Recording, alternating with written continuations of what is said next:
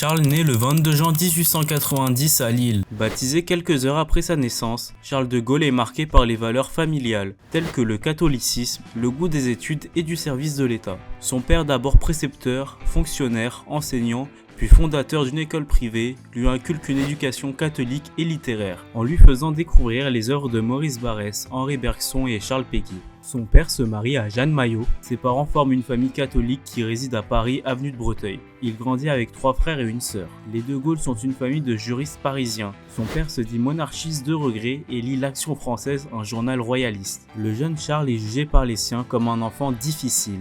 Ses maîtres le regardent d'abord comme un élève médiocre. Il parvient cependant à atteindre un très bon niveau dans les disciplines jugées essentielles comme l'histoire. Après la défaite des Français contre la Prusse en 1870, une rivalité entre Français et Allemands se met en place. La France a perdu un territoire en Alsace-Moselle. Beaucoup d'entre eux, dont Charles, ont le désir de se venger. Charles a 15 ans quand, en 1905, il rédige un récit dans lequel il se décrit en général de Gaulle sauvant la France, témoignage d'une ambition nationale précoce. Charles de Gaulle suit au collège Stanislas une année de préparation au concours de l'école militaire de Saint-Cyr. Il intègre Saint-Cyr en 1909. Il en sort diplômé en 1912, se classant à la 13e place et rejoint le 33e régiment d'infanterie à Arras, comme sous-lieutenant. Avant de s'opposer à lui, le jeune Charles sera placé sous les ordres du colonel Pétain, la même personne qui a vendu la France à la folie nazie. Il sera promu lieutenant en 1913, à l'aube de la Première Guerre mondiale. Le 28 juin 1914 à Sarajevo, un jeune nationaliste serbe de Bosnie assassine l'archiduc François Ferdinand d'Autriche et son épouse. C'est l'événement qui déclenche la guerre, mais ce qui pourrait n'être qu'une guerre balkanique de plus dégénère en guerre mondiale par le jeu des alliances entre les grandes puissances européennes. Charles s'en va donc pour la guerre. Dès son premier combat en Belgique, Charles est touché à la jambe. Il est nommé capitaine en 1915 et est à nouveau blessé à la main gauche. Officier exigeant, volontiers cassant, son intelligence et son courage face au feu le distinguent, au point que le commandant du 33e RI lui offre d'être son adjoint. Le 2 mars 1916, son régiment est attaqué et anéanti par l'ennemi en défendant le village de Douaumont, près de Verdun. Tentant alors une percée, il est obligé par la violence du combat de sauter dans un trou d'obus pour se protéger. Mais des Allemands le suivent et le blessent d'un coup de baïonnette à la cuisse gauche, sa 3e blessure de guerre. Capturé par l'ennemi, il est soigné à l'hôpital de Mayence, puis interné en Westphalie. Le destin de Charles vacille. À ce moment-là, il est tenu pour mort au combat. Après une tentative d'évasion manquée à Osnabrück, il est envoyé dans une dizaine d'établissements et y croise des futurs grands noms de l'histoire française tels que le général Georges Catroux ou l'aviateur Roland Garros. Il partagera sa cellule avec eux. Dans une lettre adressée à sa mère, il décrit sa situation de captif comme un lamentable exil, mais surtout tente de s'évader à 5 reprises sans succès. Au cours de sa détention de 32 mois dans une dizaine de camps, il est libéré après l'armistice du 11 novembre 1918 et retrouve les siens le mois suivant. De ses 2 ans et demi de captivité, il garde un souvenir amer, un soldat inutile qui n'a servi à rien. Maintenant que la guerre est terminée, Charles de Gaulle poursuit sa carrière militaire sous la protection de Pétain. Et alors que la guerre soviéto-polonaise fait rage, il part en Pologne en mai 1920. Il prend ensuite activement part aux opérations avec le général Bernard. De Gaulle découvre surtout en Pologne la guerre de mouvement et l'emploi des grandes unités de cavalerie. En 1916, sa famille lui présente une jeune fille issue de la bourgeoisie du Nord. Le 6 avril 1921, Charles de Gaulle épouse Yvonne Vendroux. Le mariage religieux est célébré le lendemain à l'église. Le couple aura 3 enfants. À son retour, le capitaine de Gaulle est chargé de cours d'histoire à l'école de Saint-Cyr, avant son admission à l'école supérieure de guerre en 1922. En conflit de doctrine avec ses supérieurs dont il conteste la vision stratégique, il est mal noté, mais bénéficiant de la protection de Philippe Pétain, il continue de se faire une réputation prometteuse. En 1924, à l'occasion d'une visite à l'école de guerre, Pétain s'étonne de la faiblesse des notes attribuées à de Gaulle. Ses professeurs appréciaient peu l'indépendance de celui-ci, trait de caractère qu'il partageait avec Pétain. L'intervention de Pétain a probablement conduit à une rectification à la hausse de ses notes. En novembre 1929, il est affecté à l'état-major des troupes du Levant à Beyrouth au Liban. Il est responsable des renseignements militaires et des opérations. Il effectue plusieurs missions à Alep, Damas, Homs, Palmyre, plusieurs villes en Syrie. À son retour du Levant, il est affecté au secrétariat général de la Défense nationale à Paris. Grâce à l'appui du maréchal Pétain, ce nouveau poste est capital, car c'est l'occasion de s'initier aux affaires de l'État, puisqu'il est chargé en particulier de travailler au projet de loi militaire. Le 25 décembre 1933, il est promu lieutenant-colonel, la même année où Adolf Hitler devient chancelier d'Allemagne. Il tient des gènes littéraires de son père, ce qui le pousse à écrire La discorde chez l'ennemi, Le fil de l'épée, Vers l'armée de métier, et enfin La France et son armée, un mélange d'essais et de stratégie militaire. Il fait passer ses idées également sous forme d'articles de presse, une cinquantaine publiés entre 1933 et 1937. Au départ, Charles de Gaulle et Philippe Pétain étaient proches. Pendant la Première Guerre mondiale, Pétain était un héros, et de Gaulle admirait profondément cet homme calme et respecté. Après la guerre, de Gaulle devient professeur à l'école de guerre où Pétain dirige l'établissement. Entre eux, c'est une relation de maître à élève. Pétain protège le jeune de Gaulle, qu'il juge brillant et prometteur. Pétain incarne une armée traditionnelle prudente, attachée à la défensive. En 1934, il publie son livre Vers l'armée de métier, dans lequel il critique ouvertement la stratégie défensive française. Pétain le prend mal, il voit dans ses idées une provocation et une menace pour l'équilibre de l'armée. À partir de là, leur relation se brise. L'élève n'écoute plus le maître, et le maître n'apprécie plus l'audace de son élève. Lorsque la guerre éclate en 1939, les deux hommes ne se parlent plus. Et en parlant de guerre, 1939 est synonyme du début de la Seconde Guerre mondiale. Accrochez-vous, on s'attaque à un gros morceau dans la vie de Charles de Gaulle. La Seconde Guerre mondiale ne sort pas de nulle part. Elle est provoquée par un mauvais règlement de la Première Guerre mondiale et par les ambitions de conquête de trois puissances, l'Allemagne nazie, l'Italie fasciste et le Japon impérial. Mais le 1er septembre 1939, tout bascule. L'Allemagne envahit la Pologne avec l'accord secret de l'URSS. 2 jours plus tard, le Royaume-Uni et la France déclarent la guerre à Hitler. C'est le début de la Seconde Guerre mondiale, le conflit le plus dévastateur de toute l'histoire. En mai 1940, les Allemands contournent par la Belgique et le Luxembourg et encerclent les Français et Britanniques. Au moment de l'invasion allemande, De Gaulle s'illustre à plusieurs reprises à la tête de son unité, arrêtant notamment les Allemands à Abbeville en mai 1940. L'utilisation des chars et de l'aviation défensive français, mal préparée et commandée, c'est la déroute côté français. Le 6 juin, le général de Gaulle est convoqué d'urgence à Paris par le président du Conseil et ministre de la Guerre, Paul Reynaud, pour occuper dans son gouvernement le poste de sous-secrétaire d'État à la défense nationale et à la guerre. Charles de Gaulle sort alors de la hiérarchie militaire pour commencer une carrière politique. Il a pour mission de coordonner l'action avec le Royaume-Uni pour la poursuite du combat. Le 9 juin, il rencontre le Premier ministre du Royaume-Uni, Winston Churchill, qu'on nomme The British Bulldog. Néanmoins, malgré les décisions de réarmement prises et amplifiées par le gouvernement, la puissance retrouvée de l'Allemagne nazie n'a pas pu être contenue. Lorsque celle-ci attaqua en mai, la défense française s'écroula avec plus de 100 000 morts. 10 millions de personnes s'enfuirent sur les routes avec des maigres bagages au cours d'un épisode qu'on appela l'Exode. À peine un mois après l'offensive, les Allemands défilent sur les Champs-Élysées et le drapeau nazi flotte en haut de la tour Eiffel. Charles de Gaulle quitte Paris, qui est déclarée ville ouverte et occupée par les Allemands le 14 juin. Au même moment, les Français refusent de déposer les armes. Plusieurs milliers d'entre eux vont préparer la suite du combat en Angleterre. Dans l'après-midi du 17 juin, Pétain prend la parole et appelle à cesser le combat. De Gaulle soumet à Churchill son projet de s'exprimer à la radio. Le Premier ministre britannique, avec lequel il s'est déjà entretenu à plusieurs reprises, accepte sans hésiter. Le 18 juin 1940, De Gaulle rédige donc son appel qu'il s'apprête à diffuser sur le programme Radio Londres de la BBC. Un discours historique est prononcé. Commande à tous les Français libres de continuer le combat là où ils seront et comme ils pourront. Son message appelle tous les militaires, ingénieurs et ouvriers d'armement français qui se trouvent en territoire britannique ou qui pourraient s'y trouver à le rejoindre pour continuer le combat. Anticipant le caractère mondial du conflit, De Gaulle affirme que la victoire sur l'Allemagne nazie est possible. Il fonde son espoir sur les atouts stratégiques encore mobilisables au-delà de la métropole. L'empire colonial français, la puissance maritime des Britanniques ainsi que l'industrie américaine. Ce discours est à l'origine du mythe faisant du général le père de la résistance. Le discours du 18 juin est le plus connu, mais De Gaulle en fera beaucoup d'autres au fil des mois pour exprimer son opposition au régime de Vichy. Aucun enregistrement de l'appel radio n'a été conservé. Ce n'est qu'en janvier 2023 que le journal Le Monde, en partenariat avec l'IRCAM, a reconstitué une version du discours radiodiffusé le 18 juin 1940. De Londres, De Gaulle crée puis dirige les Forces françaises libres, FFL. Il est reconnu par Winston Churchill, chef des Français libres le 27 juin 1940, mais son but est devenu beaucoup plus ambitieux. Il ne veut pas lutter aux côtés de l'Empire britannique. Il s'agit pour De Gaulle d'ignorer le traité d'armistice qui a été signé et de garder la France dans la guerre contre Hitler, en créant une armée et un contre-État doté de tous les attributs de souveraineté et légitimité, et qui se donne une base territoriale en ralliant les territoires français de l'Empire colonial, future plateforme de la reconquête. À partir de presque rien, De Gaulle crée les bases d'une marine, d'une aviation, de forces terrestres et d'un service de renseignement, fait surtout en sorte que la France reste présente dans le camp allié, par ses forces françaises libres qui combattent l'armée de Vichy sur les différents fronts.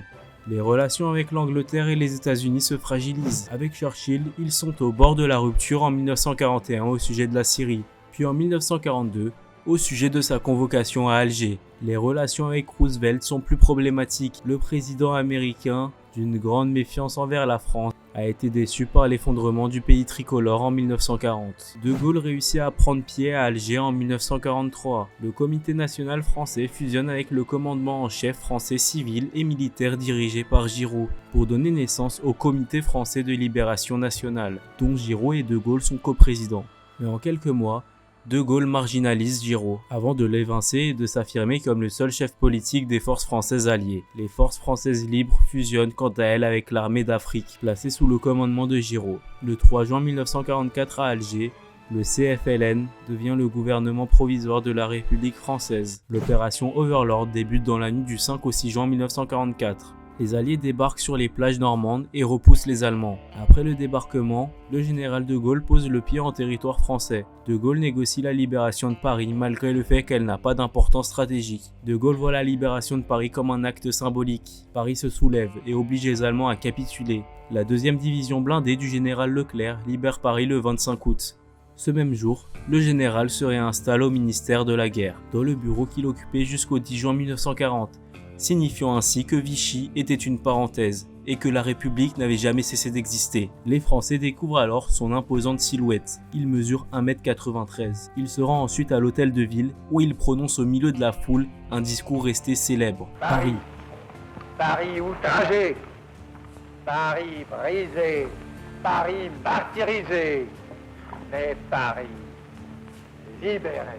Le lendemain, il descend triomphalement les Champs-Élysées et fleurit la tombe du soldat inconnu. L'image de la France résistante est fausse. Dans les faits, il y avait une minorité de résistants et de collabos et une grande majorité de Français qui n'ont pas cherché à s'impliquer dans quoi que ce soit. Dès la Libération, le principal objectif du GPRF, dirigé par De Gaulle, est de restaurer l'État et de rétablir le système républicain. Il fait passer la loi pour le droit de vote des femmes et met en place l'assurance maladie obligatoire. Avant de quitter la vie politique le 20 juin 1946, en démissionnant de son poste de chef du gouvernement provisoire de la politique française, après avoir échoué à imposer ses idées pour la reconstruction de la France. À la suite de la défaite électorale de son parti, le général de Gaulle se retire à Colombey-les-Deux-Églises et rédige ses mémoires de guerre. Il se tient à l'écart de la politique, une période qu'on appelle sa traversée du désert, jusqu'en 1958, date de son retour au pouvoir, plus de 12 ans après. L'instabilité ministérielle, l'impuissance de la 4ème République face à la question algérienne conduisent le régime à une crise grave. Des responsables politiques de tous bords en viennent à souhaiter le retour du général. Cette même année 54, les mémoires de guerre sont publiées. Ce qu'on appelle alors les événements d'Algérie semble présager ce retour. De Gaulle entre officiellement en scène avec pour intention d'appliquer la réforme qu'il avait voulu lors de sa première présidence à Bayeux en 1946. Il explique alors au président René Coty que son retour serait conditionné à l'obtention des pleins pouvoirs. Le 29 mai, le président de la République René Coty fait appel à Charles de Gaulle qui accepte de former un gouvernement. Sous pression, le général devient ainsi le dernier président du Conseil de la 4ème République. Depuis 1954, la guerre d'Algérie oppose les troupes françaises au FLN, Front de Libération Nationale, qui lutte pour l'indépendance. L'Algérie est alors considérée comme une partie intégrante de la France, divisée en départements, mais la population musulmane est largement discriminée par rapport aux pieds noirs. Les attentats, répressions et massacres se multiplient des deux côtés. En mai 58, la situation devient ingérable. Les militaires et les colons à Alger craignent que Paris n'abandonne l'Algérie et déclenche une insurrection formant un comité de salut public qui réclame le retour de De Gaulle. Le général quitte Paris et se rend à Alger. Il y prononce un discours, le premier de sa tournée algérienne, où il scande « Je vous ai compris !» Cette communication aux Français d'Algérie, sans rien offrir de concret, charme autant les pieds noirs que les Algériens d'Algérie. qui voit en lui la possibilité d'une paix retrouvée. Pour retrouver la paix, le président, dans le cadre de la confiance dont il jouit en métropole et en Algérie, et des manifestations de fraternisation entre Européens et musulmans, a proposé un ensemble de réformes permettant de maintenir l'Algérie dans le cadre français en mettant fin au conflit. L'égalité et la fraternité entre Européens et musulmans au sein d'un collège électoral unique. La promotion économique, sociale, éducative, l'ascension à la fonction publique de la population musulmane. De Gaulle veut mettre fin à la guerre d'Algérie. Il propose d'abord la paix des braves, une trêve pour que les combattants du FLN déposent les armes et que les discussions interviennent. Le FLN refuse, car il veut être le seul représentant du peuple algérien. De Gaulle change de stratégie. En 1959, il annonce le principe d'autodétermination. Les Algériens choisiront librement leur avenir. 3 choix: rester français, devenir indépendant ou devenir un État autonome mais lié à la France. C'est d'ailleurs la solution que De Gaulle préfère. Cette annonce fait exploser les tensions. Le FLN rejette la proposition et les partisans de l'Algérie française se sentent trahis. En janvier 1960, il se révolte à Alger lors de la semaine des barricades. De Gaulle, qui voulait une sortie pacifique et démocratique, se retrouve rejeté des deux côtés, par les indépendantistes comme par les colons. Une question qu'on est légitime de se poser: pourquoi les Algériens ont continué la guerre alors que De Gaulle leur proposait de choisir librement leur avenir en 1959 ? Je vous explique. Le FLN ne faisait plus du tout confiance à la France. Depuis des années, on leur avait promis la liberté et l'égalité, mais rien n'avait changé. Alors, quand De Gaulle parle d'autodétermination, beaucoup pensent que c'est juste un piège politique pour calmer la situation. Ensuite, De Gaulle voulait une Algérie associée à la France, pas totalement indépendante. Le FLN, lui, ne voulait aucun compromis.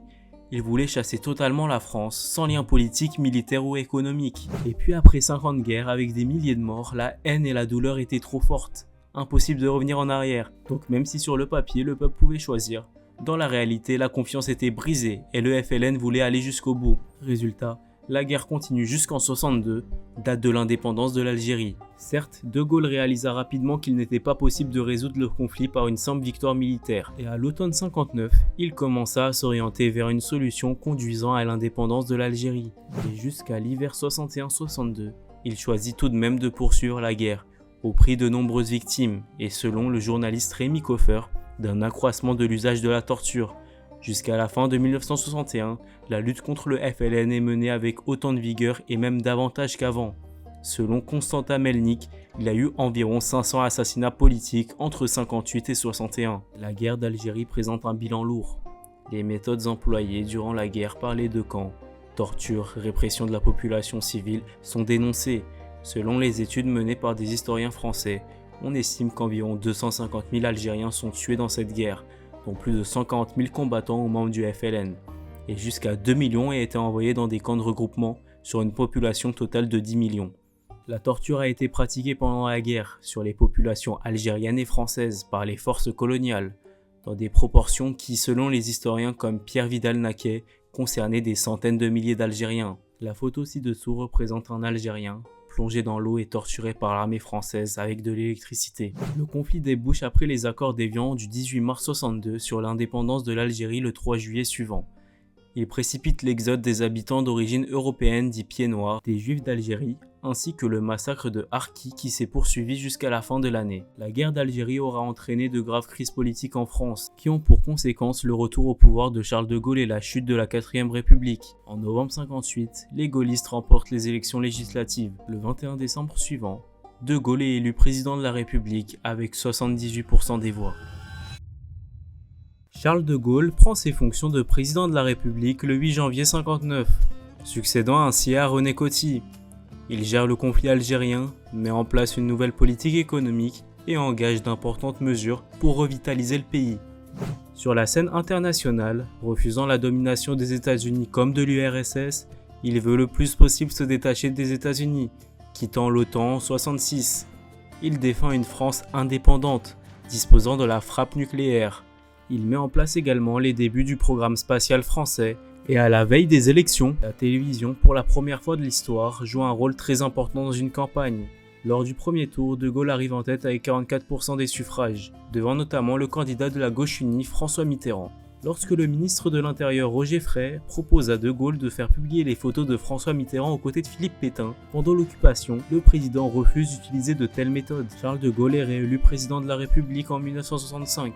Le général indique à quelques proches qu'il n'ira pas au bout de son mandat. Sur le plan international, De Gaulle continue à promouvoir l'indépendance de la France. Il refuse à 2 reprises l'entrée du Royaume-Uni dans la CEE, Communauté Européenne Économique. Et en 1962, soutient le président américain Kennedy. En effet, lorsqu'il est informé par les États-Unis de la présence de missiles soviétiques à Cuba, De Gaulle exprime rapidement sa solidarité avec le président américain, condamne dès 1964 l'aide militaire apportée par les États-Unis à la République du Vietnam contre la rébellion communiste menée par le Viet Cong, ainsi que la riposte israélienne au blocus du détroit de Tiran par l'Égypte, et va même plus loin, en établissant un blocus militaire sur Israël lors de la guerre des 6 jours en 1967. Et il prend même l'une des décisions les plus spectaculaires, en expulsant les bases militaires de son territoire. On pourrait en effet s'étonner de l'intransigeance gaullienne vis-à-vis du Royaume-Uni, tout particulièrement pour De Gaulle comme pour Churchill d'ailleurs. Le Royaume-Uni n'avait fait que son devoir en 1940 selon lui, et il n'existait pas de dette française envers Londres liée à la Seconde Guerre mondiale. La position de De Gaulle face au monde communiste est sans ambiguïté. Il est totalement anticommuniste. Il reconnaît quand même la Chine de Mao en 1964. Les relations entre la Chine et la France seront parmi les meilleures entre la Chine et les pays occidentaux. Convaincu de l'importance stratégique de l'arme nucléaire, De Gaulle poursuit son développement en menant des essais au Sahara puis en Polynésie française. De Gaulle rétorquera par rapport à ça: dans 10 ans nous aurons de quoi tuer 80 millions de Russes. Eh bien, je crois qu'on n'attaque pas volontiers des gens qui ont de quoi tuer 80 millions de Russes. Lors d'une visite d'État au Canada en 1967, afin officiellement de prendre part aux festivités autour de l'Expo 67 comme il y avait été invité, De Gaulle provoque l'indignation des autorités fédérales canadiennes. À Montréal, du haut du balcon de l'hôtel de ville, devant une foule de 15 000 Québécois, il ponctue son discours d'un retentissant « Vive Montréal! Vive le Québec! Vive le Québec libre !» Salué par une ovation des indépendantistes québécois, cette déclaration déclenche une crise avec le gouvernement canadien. Pour les indépendantistes, c'est un soutien symbolique, fort à leur désir d'autonomie face au Canada anglophone. Pour le gouvernement canadien, c'est un scandale diplomatique. Face à la polémique, il rentre en France plus tôt que prévu, mais son cri reste historique et montre la volonté de Gaulle de défendre les peuples francophones à travers le monde. À la fin des années 50, la France connaît une période de forte croissance. C'est ce qu'on appelle l'époque des 30 glorieuses. L'économie se modernise, le niveau de vie augmente, mais tout le monde n'en profite pas. La société se fige, les inégalités se creusent et un vent de contestation commence à souffler. Au départ, c'est un mouvement étudiant, parti de l'université de Nanterre. Très vite, il s'étend à tout le pays. Les ouvriers rejoignent le mouvement et les usines s'arrêtent. La France entière se met en grève. Vous l'avez deviné, je parle du mouvement de mai 68. De Gaulle, totalement surpris, ne comprend pas ce qu'il se passe. Il croit à un simple chahut étudiant, à un désordre à réprimer. Mais la crise s'amplifie. Barricades à Paris, affrontements violents, des millions de grévistes. Pendant que De Gaulle est en voyage en Roumanie, son premier ministre Pompidou tente d'apaiser la situation. À son retour, le général apparaît dépassé pour la première fois. Son autorité vacille. Il annonce la dissolution de l'Assemblée nationale et appelle les Français à l'ordre. Résultat, une immense manifestation gaulliste envahit les Champs-Élysées. De Gaulle sort affaibli, son prestige est entamé. Et Pompidou, considéré comme le vrai sauveur de la crise, prend de plus en plus d'importance. En 69, De Gaulle tente une dernière réforme. Il promet de démissionner si le non l'emporte. Le 27 avril 1969, le verdict tombe. Le non gagne. Quelques heures plus tard, De Gaulle annonce simplement « Je cesse d'exercer mes fonctions de président de la République ». C'est la fin de sa carrière politique et la sortie d'un homme d'État légendaire. Le 9 novembre 1970, Charles de Gaulle dit avoir mal au dos, avant de s'écrouler à 19h, victime d'une rupture d'anévrisme, et meurt environ 20 minutes plus tard. Les obsèques religieuses du général ont lieu le 12 novembre 1970 à Colombey-les-Deux-Églises, en présence de 50 000 personnes.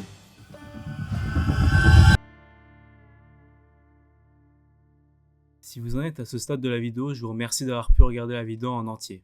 Si vous avez la moindre remarque, qu'elle soit positive ou négative, et surtout négative, n'hésitez surtout pas à mettre un petit commentaire. J'espère que le premier épisode de ma série sur 5 présidents de la 5ème République vous a plu.